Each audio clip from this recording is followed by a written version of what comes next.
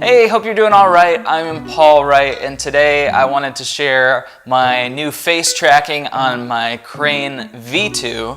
I haven't found a video about this yet.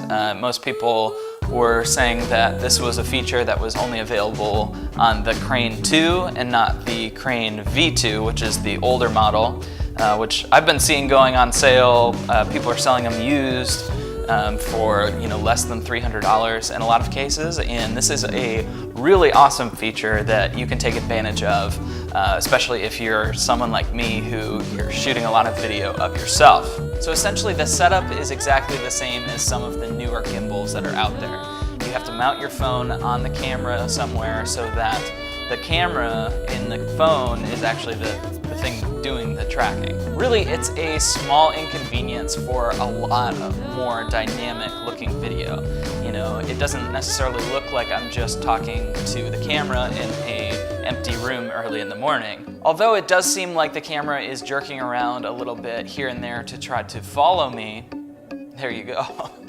It definitely is still smooth because it is movements by the actual gimbal itself. All right, so real quick, I know that you have to be in the follow mode in the gimbal for this to be able to work, so make sure that you're in the follow mode.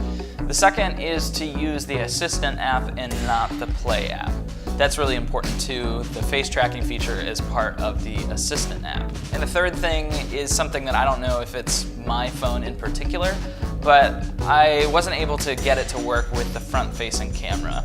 I was hoping to be able to have the front-facing camera towards me on my phone that's on top of my GH5. I was hoping to be able to have that to be able to see what kind of tracking it was doing, how accurate it was, but the gimbal really didn't want to actually do the movements when I was trying to use that camera. So I'm using the back-facing camera on top of my GH5, and it seems to be working quite well. I'm really impressed, and I'm really excited to start using this in my own videos to start, spicing up some of the B-roll that I'm shooting of myself, and just overall to be able to have more dynamic looking video. So if you have one of these gimbals around collecting dust like I had, I bought this thing 2 years ago, used a whole bunch for all of my projects for kind of the first 2 months that I had it, and then kind of got sick of it. It's a little bit too smooth to be able to use for every single shot of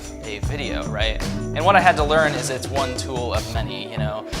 Typically you wouldn't make a full video that's all dolly shots, so why should you make a full video that's all gimbal or fly cam shots?